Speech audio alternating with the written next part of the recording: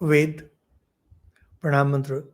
Om Sahana Bhavatu, Sahano Bhunaktu, Saha Viryam Karavavahai, Tejasvinavadhitamastu, Ma Vidvishavahai. Om Shanti Shanti Shanti. Hari Om. So today we have the second last class on this series on Ved, and today's talk will be on loving God. How the sages loved God. Now, before we get to the topic, it's a very small thing, very simple thing to understand. Like,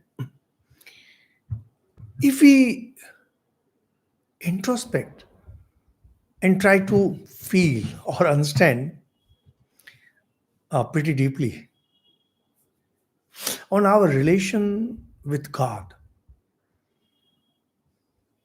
what do we feel about our relation with God? Well, for most of us, if you truly analyze yourself, if you are intelligent enough, sensitive enough, a very shocking truth will come before you, particularly if you have been listening to our talks. First, God is simply a word for us, just a word for us. And that is why you will see that most people cannot uplift themselves in spite of being religious, because God is a mere word for us. This is extremely harsh but true, and it's an extremely uncomfortable truth for most of us, because even for our forefathers, you don't have to go very far. You realize that for them, God was much more nearer than God is with us, or rather, we are with God. As for the spiritual aspirants, if you truly consider yourself a spiritual aspirant, and if you come across someone who considers themselves spiritual aspirants, for them, God is an idea. And like any other idea, you appreciate that, you love that, you try to be one with that. And that is one reason why you will see that one of the best examples that we have in the present day is a Marxist ideology. Marxism is an idea, and those who hold on to that, they're pretty fanatic about it, pretty strong about it. They try to mold themselves into being a true Marxist. This happens with any ideology, whatever ideology you may have. Say, for example, I am a monk of the Ramakrishna Mission. I also try to do the same. And the next level is for sages and saints. By saints, I don't mean spiritual aspirants, I mean those who have really reached. For them, God is reality, God is truth. Whatever the nature of God they may describe. For example, in Islam, God will be seen in one way, in Christianity, another way, in the different sects of Hindu religion, it will be seen differently. That's not important. Thing is, God is not neither a word nor an idea, but a reality. Thus, you will see that God, like most of other things, has to pass through three stages. First is the verbal state, that is when he is or she is or they are just a word. Second is when God is an idea. Third is when God is reality. Every aspirant has to pass through these three stages. There is just no exception to it. Now, we have been telling you repeatedly that the knowledge that is there in Ved has been given to us by the rishis, great sages. For them, God was reality.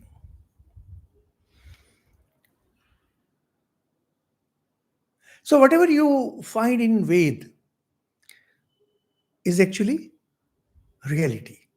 Now, they expected us to know the words of the Ved. You just memorize it because you won't understand. For example, uh, probably even today, when English alphabet is learned in India, they they begin with A for apple. So a kid is expected to know what's an apple. But when we were kids, we didn't know what an apple was because we didn't know the word apple. Anyway, the idea is A for apple. Just like that. First you memorize it. And if you are lucky enough, you'll form some idea about it. And then you go all out for it. Once you go all out for it, by God's grace,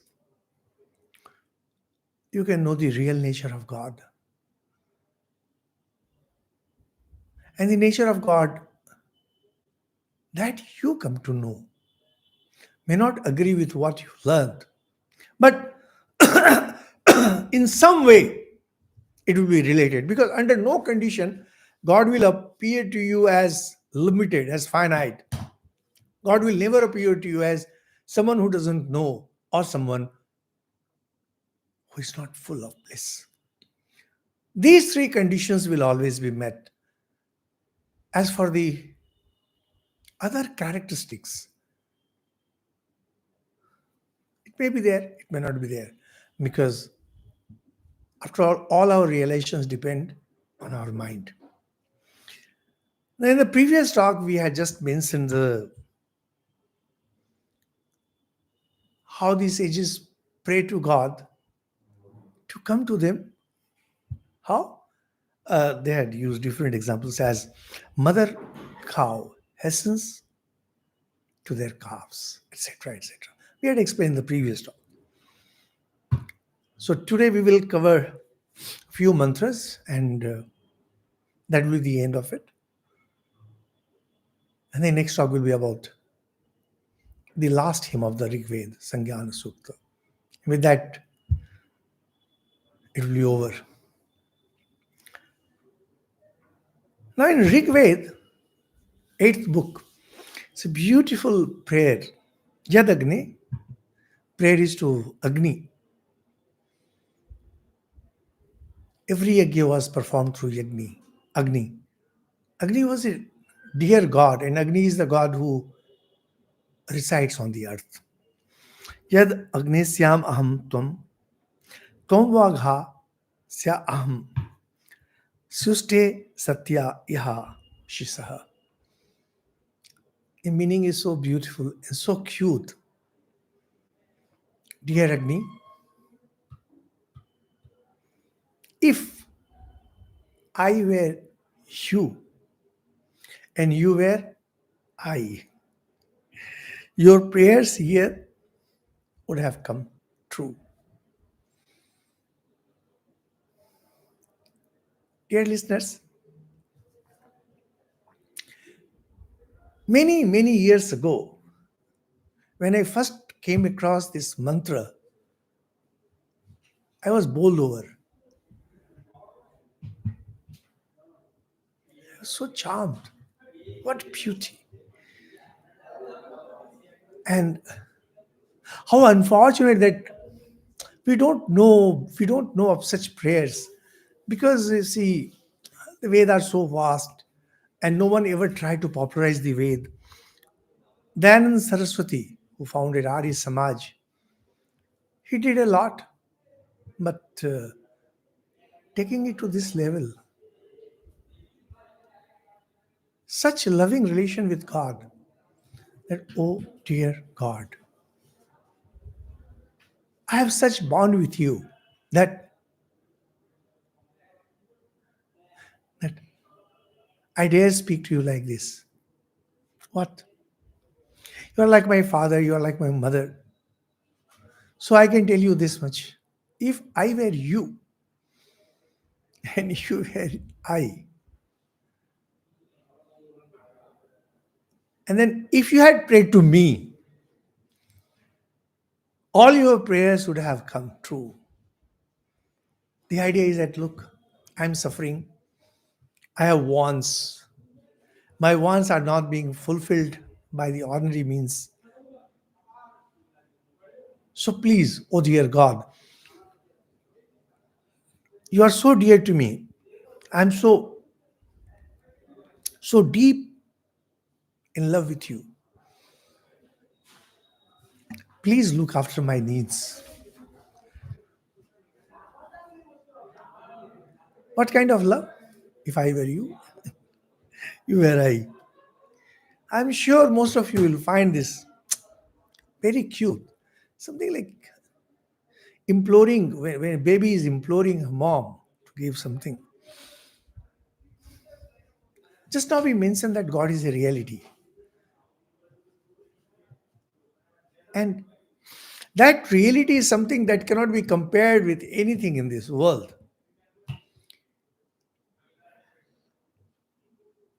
Those of you who have been listening to this talk, these talks, you would be knowing very well that when Narendranath Datta, who was later to become Swami Vivekananda, asked Sri Ramakrishna, have you seen God? Sri Ramakrishna says, yes, indeed. But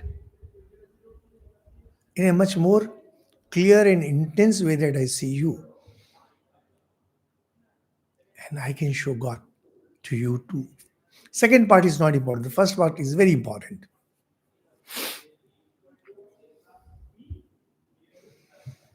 You know, if you use your imagination, if you just try to be imaginative, like we try to be imaginative and inventive regarding many things in the world, about many things in our life, but we never try to be imaginative as far as God is concerned, our prayers are concerned, our love for God is concerned. But here I request you to be a little imaginative. Just imagine Sri Ramakrishna, he had all his sadhanas complete.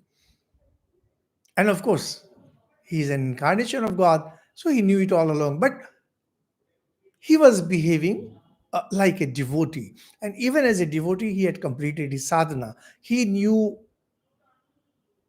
practically everything that needs to be known in this present days about God. And now he's waiting. He is waiting for the chosen disciples to come who would hear from him about God and who will take the message forward, because Sri Ramakrishna is like a deep concentrate of something. And that deep concentrate cannot be consumed by ordinary minds. If forget when we say ordinary minds, I mean, I'm talking pretty highly of people. People can generally take only stories and legends for truth, because when it comes to spirituality, we are pretty dull about it.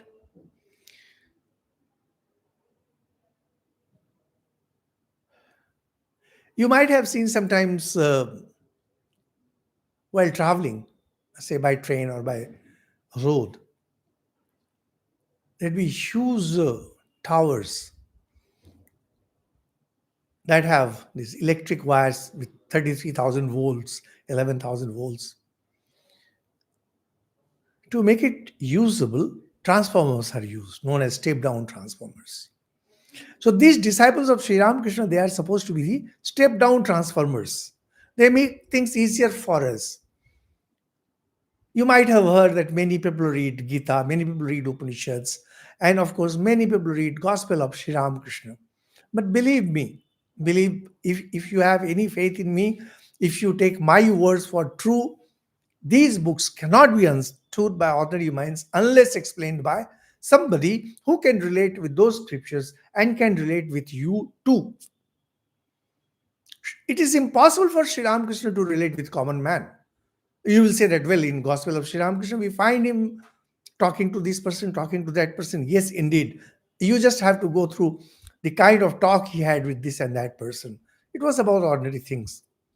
But relatability was zero, absolute zero. But when it comes to persons like Swami Vivekananda and others, their relatability is little more. As far as, say, persons like us, me, are concerned, relatability is much more with the world. Unfortunately for me, relatability with the scriptures is down.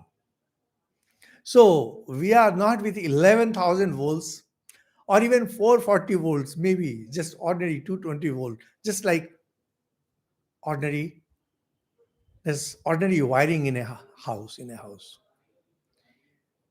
ordinary wiring. We're just carrying current and you can use it. Now, when Narendranath had come to Sri Ramakrishna, God was no more a word for him. God was now an idea with him. But he had not yet experienced God. Although Sri Ramakrishna says that Narendranath was brought from Saptarshi Mandal, so he must have known God, but in a different sphere, in a different body. Not in this body, not yet. Now imagine Sri Ramakrishna's condition. Sri Ramakrishna, who says in a much clearer way, which means this world about which we are so sure, about which we take so much of pride, and if somebody who is a scientist or a mathematician goes on prattling around, science is God. Think of Sri Ramakrishna, who knows God to be the truth. God is truth for Sri Ramakrishna, not the way this pen is true for me. This pen, its existence for me is through the senses and through the mind. It's a hopelessly limited thing and prone to change. Change in the sense that, well, of course, this is pen, so more or less everyone will see it as a pen. But in most cases, what we perceive, others may not perceive. Now, if you look at the surface of this pen under a microscope, assuming that you can put it under a microscope, you'll see that the surface is no more as smooth as you might be thinking. Your perception will change. So, lots of things change like that. God, the truth. The reality of God doesn't change under any condition. No, it doesn't. Sri Ramakrishna is continuously face to face with God. He knows God. He is one with God. Will he make any compromise with God? No, it's just not possible. So, that same book 8 says, Mahechan Tvam Adrivaha Parashulkaya Deyam Na Sahasraya Na Ayutaya Vajrivo Na Shataya Shatamagha.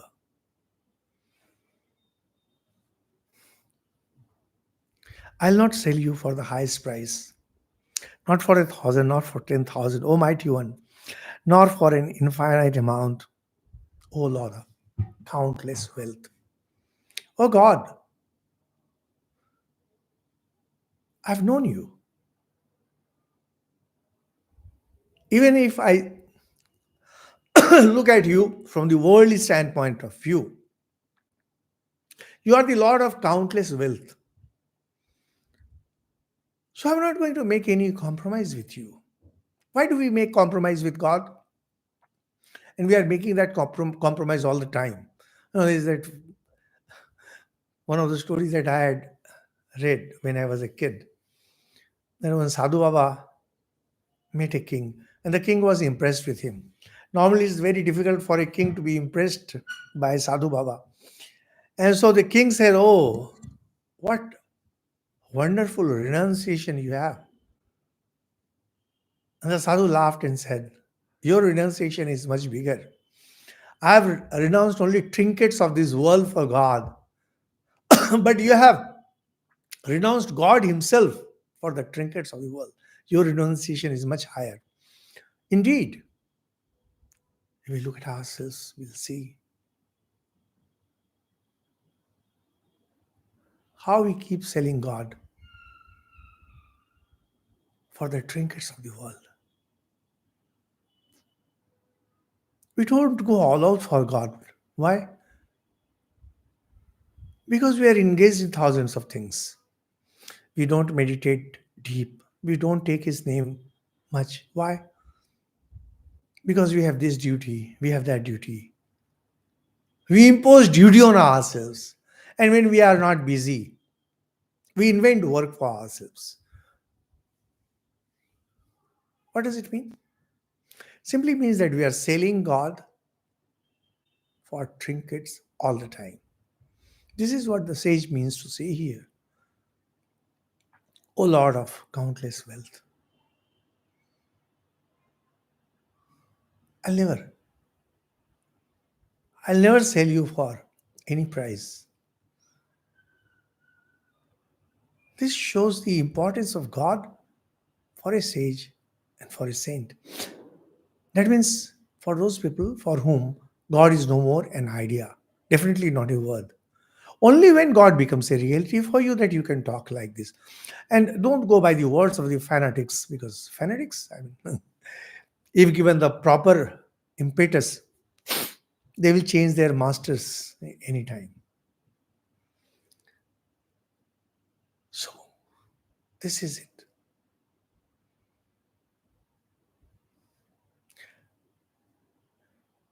Once you get a taste of God, once the divine spark is lit within you, slowly you will say that, sorry, I cannot compromise on God. I cannot compromise on my God.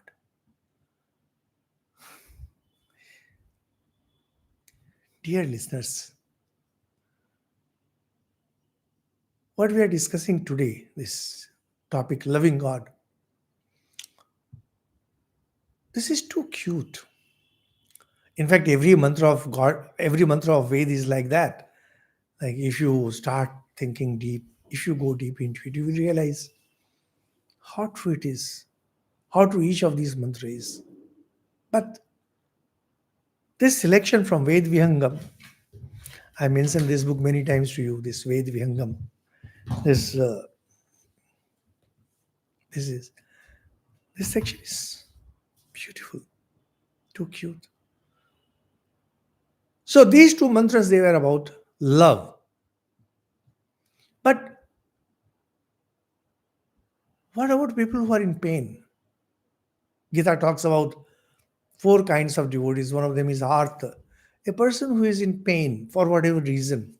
That person may also remember God, may pray to God, and that prayer may have a true intensity about it. This prayer from the 10th book, Mushona Shisna Vedanti Madhya Stotaram Te Shadakrato Sakrasuno Magvan Indra Midayadha Piteva No Bhava. The sage is praying on our behalf.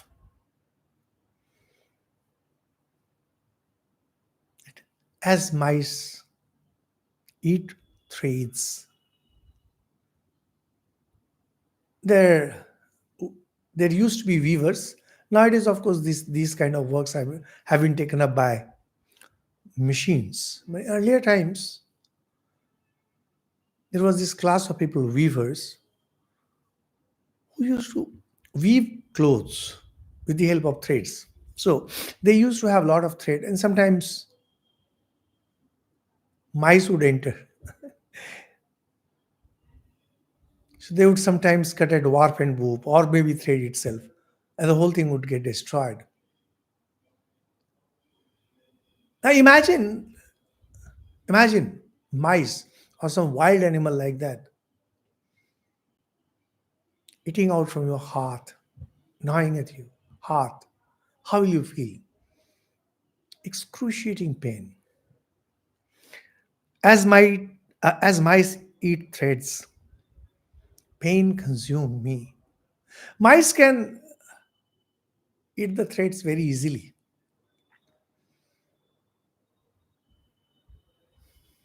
It's an extremely soft target for mice. Just like that, our heart is an extremely soft target for pain, particularly for those who are sensitive.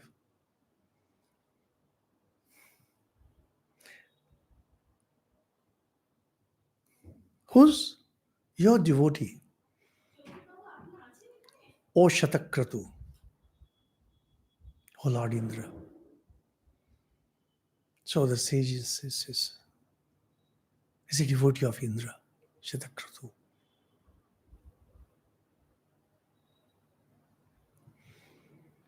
Favor us right away, O gracious Lord, and be like Father to us. A father protects a child from different kind of attacks, different kind of pain. The sage, on behalf of us, or maybe for himself, is praying to Indra, O Lord, protect us. My pain is severe. Severe. How severe? As if mice were eating the threads. The same idea, why how Indra is a savior, is repeated. Trata ram indram, avitaram indram, have suhavam shuram indram, vayami shakram puruhitam indram, swasti no magava dhatu indraha. Indra, that is God, is a rescuer, is a savior. You know, when you go deep into spiritual life, by deep I mean really deep, you realize a very shocking thing, that God alone has been protecting you. God alone has been providing you with every kind of provision. And God alone has been your savior. What about all those people who have been there in your life? They're just medium. They're just medium.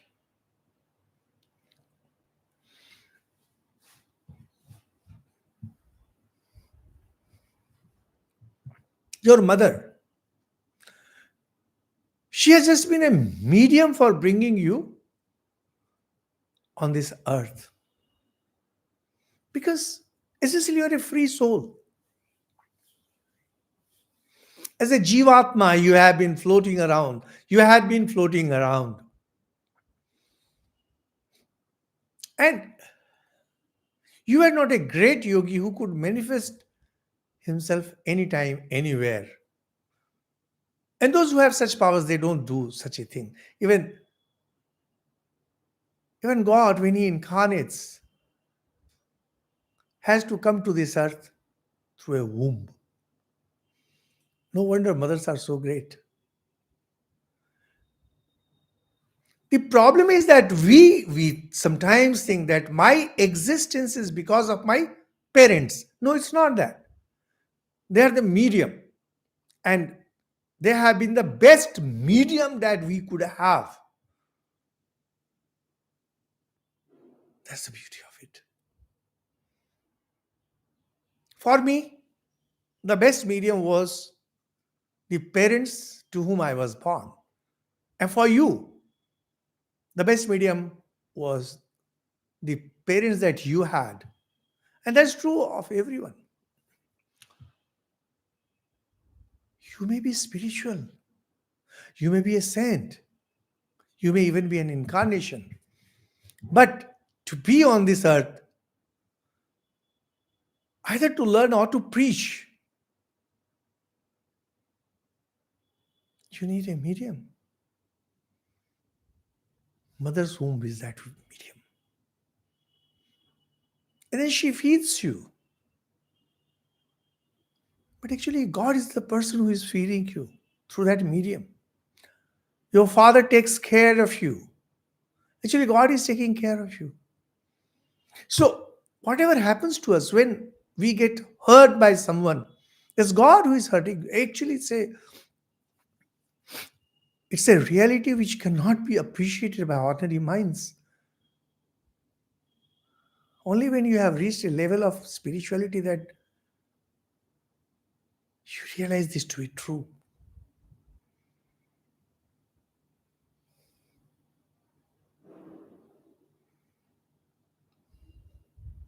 The bulb and the tube light, they give us light. They are just mediums. Actually, it's electricity. When fire is burned, you burn, say, wood or coal or gas. Actually, it's the firepower. It's actually the firepower that manifests through those things.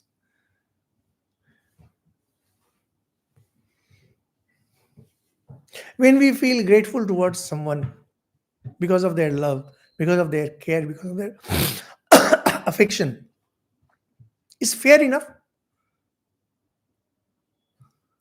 Nothing wrong with it. Because God chose them to be the medium. However, the fact is that God Himself protects you, no one else. If perchance you become the medium to protect someone, to serve someone in whatever way, you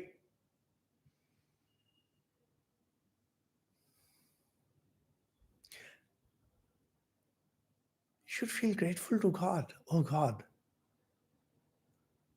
I'm so glad that you chose me to be the medium. Because they say many are called, few are chosen. Not everyone is chosen. No, no, they are not.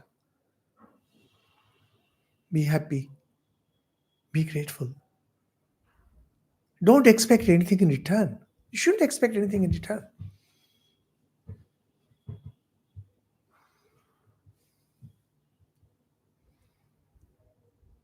The ultimate reason is very simple. Because of your capacity, because of your specialized something, God chose you as the medium to do something. And God chooses everyone to be medium of this kind or that kind. And it's by becoming the medium that we grow. Our growth is through that. So ultimately, God is the rescuer, God is the savior.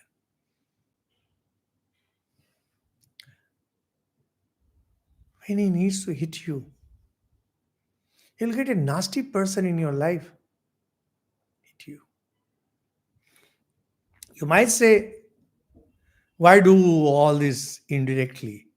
Because we can understand things only indirectly. And be happy, be very happy if somebody hits you, because your karma demanded that you be hit. And you're lucky that you have been hit externally.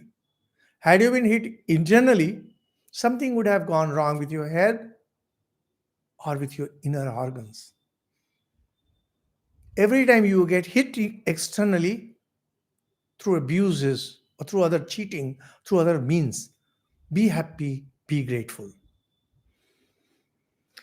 God powerful, oh mighty God, happily invoked at each invocation. Whenever sages used to pray, God was invoked. It's that God who actually protects, the Savior, rescuer. God, powerfully invoked of many, I invoke, may Indra the bounteous confer us blessings. O Lord, bless us.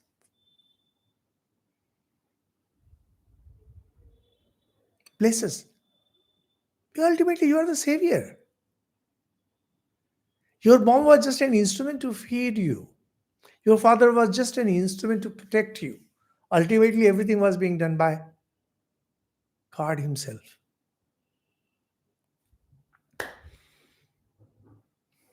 Then there is request for having divine vision. Now, this is a very interesting mantra. This comes in Rig Veda, 10th book. Chakshurno dhehi chakshuse chakshur vikhetanubhya sam chedam vicha pashyema. Give sight to our eyes. Well, we already have our eyes. The implied meaning is to see the world. Sight to see our bodies. May we see the world as complete and also in detail. The problem is that either we try to see things complete, is a complete thing. For example, if you take a telescope and look at the moon, either you can see the detail or you can see the whole of it. If you see the whole of it, you will not know the detail. If you go for the detail, you will not know the whole of it. For example, in earlier times there used to be house physicians. I don't know if the concept is still there. The house physicians, they were supposed to know the whole of you. And the medical experts, they knew the detail of a particular organ. So, for your problems, you had to go to house physician. And if there was any need for some expert advice, you would be sent to the expert. That means the whole and also the detail cannot be known by the same person under normal circumstances. Here the sage prays that may we know the whole and also may we know the detail. This may also mean that whole, by whole means God. Paravidya, may we know God and may we also know the world, the forces that move the world. Recently, I wrote a long article, it's more of a monograph on empires of the mind. I began that article with this mantra. So very often,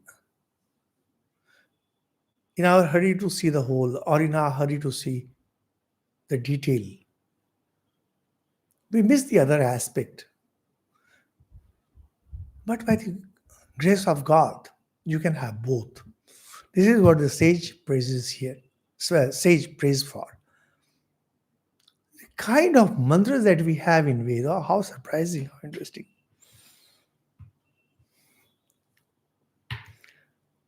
Then, again, Rig Veda, 8th book. See, we are devotees of God. We may be making mistakes, sometimes knowingly, sometimes unknowingly. And we will expect God to forgive us because God is the dearest for us. Usually we think of God as father and mother, but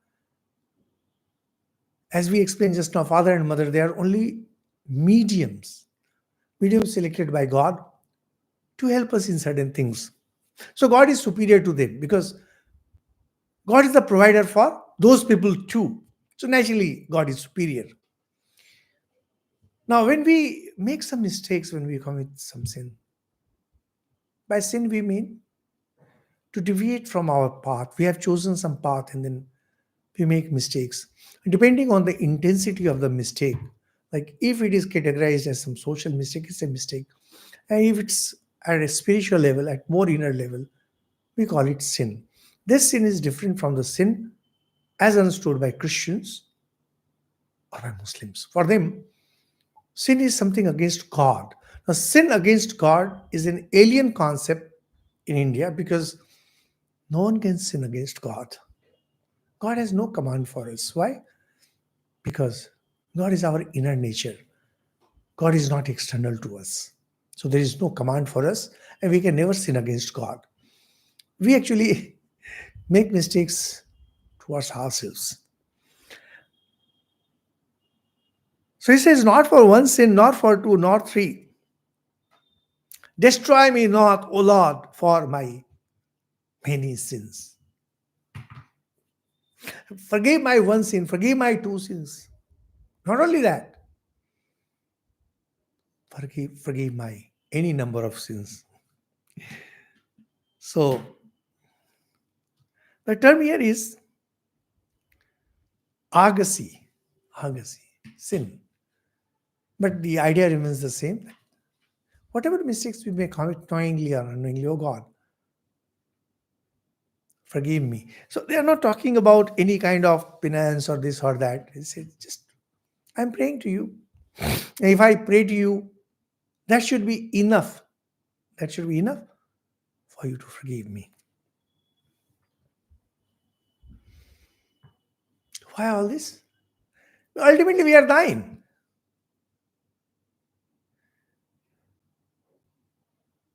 We have an unbroken connection with you, O Lord. Unbreakable, unbroken, unbreakable.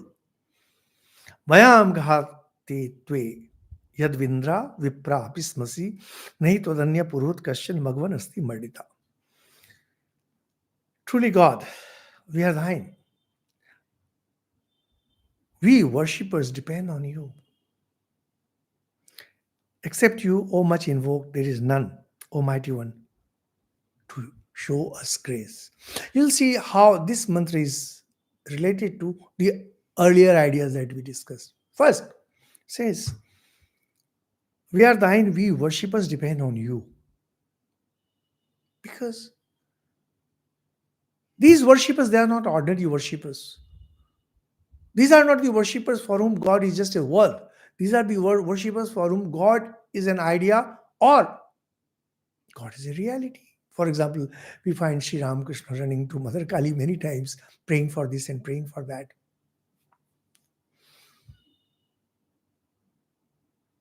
And Sri Ramakrishna continuously talked about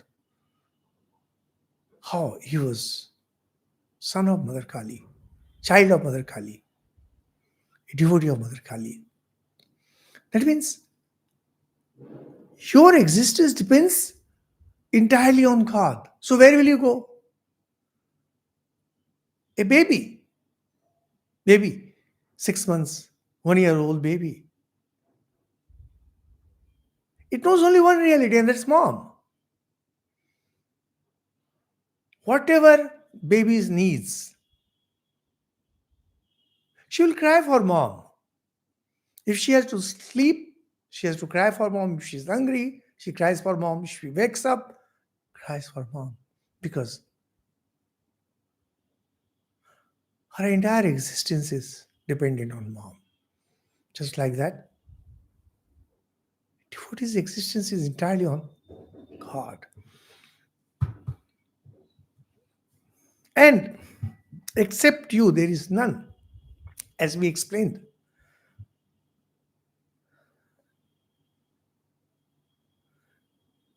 In Gita, we have this wonderful verse, Yoga Kshemam Vahamyam. For a devotee, I carry the provisions. Well, we can make a little compromise with that verse and we can say that in some cases he provides us through a medium. Work is also a medium.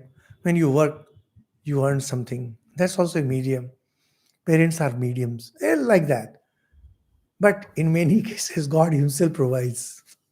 Sri Ramakrishna also used to emphasize on that. Indeed, God provides directly. So, Lord, show grace. You know, you may find it pretty strange, but those of you who have been listening to our talks will believe that at the highest state of devotion, even when you have not realized God, but your devotion has really ripened into real bhakti, real devotion. How will you behave then? Just like a baby. The way a baby knows nothing. You will not be worrying about the world. You will not be worrying about what will happen to you tomorrow. You will be so dependent on God that you won't, you won't care for all this. Now, based on the behavior of some of these great saints, people also have started talking like that. But that's not right. This attitude can truly be practiced only by those who have reached that level of devotion where nothing else exists other than God. If they suffer, they feel it's because of God. If something good happens, they believe it's all because of God. My one piece of advice, my one suggestion would be don't try to fake it. Because if you fake it, somewhere you will start feeling that yes, you have achieved something big, and then things will go wrong for you. Because if there is a sin in spirituality, it is to fake spirituality.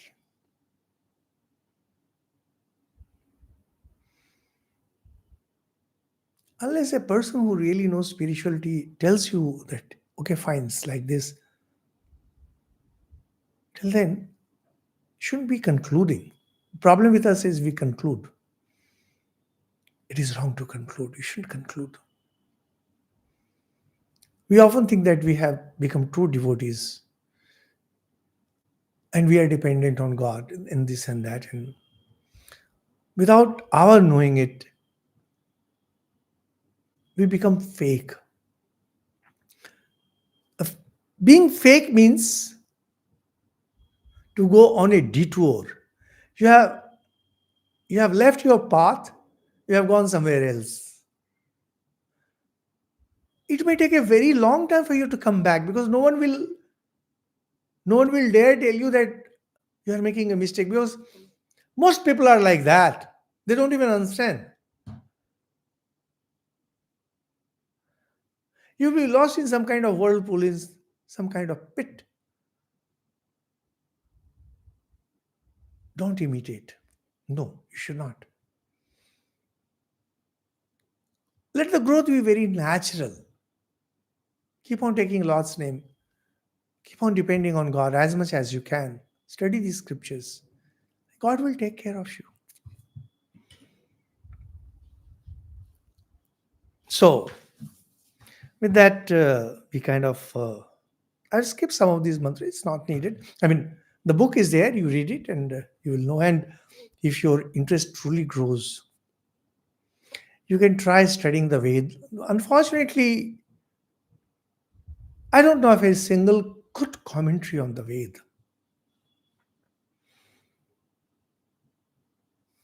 Says God looks after all. The idea that we have been trying to convey in this talk.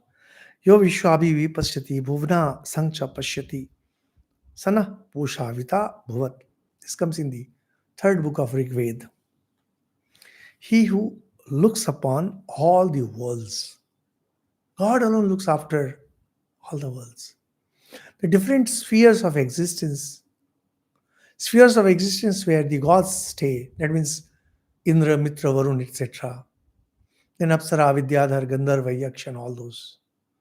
Our own world, the animal world. God alone looks after all. Who knows them all? God knows everyone in detail.